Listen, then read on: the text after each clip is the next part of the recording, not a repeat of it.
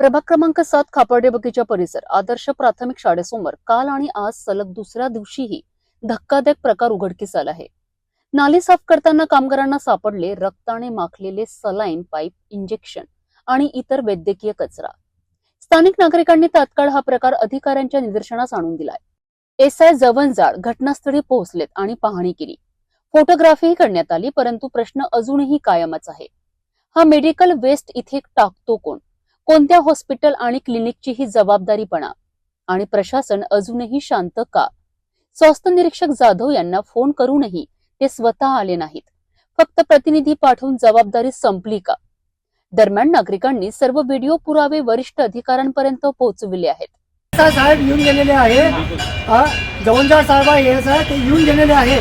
त्याच्याबद्दल मला काहीच म्हणणं नाही आणि त्यांनी पण बघितला, फोटो सुद्धा काढलेले आहे. परंतु माझं म्हणणं आहे की यावरती कारवाई का नाही होत आहे? यावरती कारवाई का नाही होत आहे? महापौर साहेबांना हे दिसत नाही का? महापौर साहेबांनी सांगितलं स्वच्छ अमरावती, बावनकुळे साहेबांनी सांगितलं मी केंद्रातून भरपूर पैसा आणतो, मला फक्त स्वच्छता दाखवा तुम्ही आणि त्याच्यासाठी किती खर्च येऊ द्या, मी करायला तयार आहे. बावनकुळे साहेबांचे शब्द आहे. मग हे महापौर साहेब काय याच्याकडे लक्ष देत नाही आहे?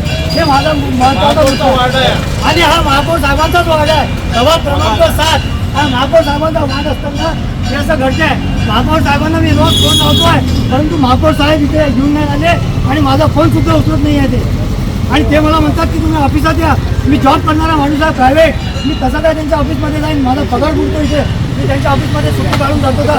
हे त्यांचं काम आहे फोन उचलायचं. महापौर साहेब फोन उचलत नाही आणि त्यांचा वाढ असून हे आणि बायोमेट्रिक कचरा हा स्वास्थ्य अधिकाऱ्यांच्या इकडे आहे, जबाबदारी त्यांच्या इकडे आहे.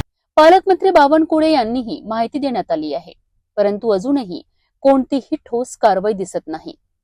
आणि या सगळ्यात सर्वात मोठा प्रश्न शाळेत जाणाऱ्या मुलांच्या सुरक्षिततेचा.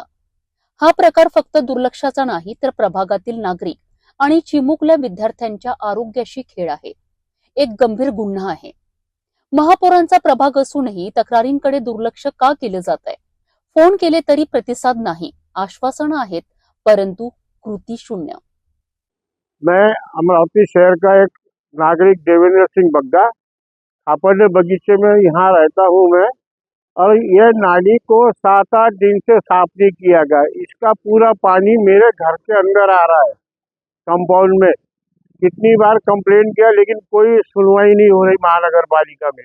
आप लोगों से विनती है, जनता से विनती है कि जिन्होंने भी अमरावती का ठेका लिया है उनके खिलाफ आंदोलन करो, एकजुट होकर खड़े हो तो ये सफाई होगी। सिर्फ पेपरों में देने से, स्वच्छता होने से कभी नहीं होता। मैं सभी नागरिकों से निवेदन करता हूँ कि आप इसका विरोध करें।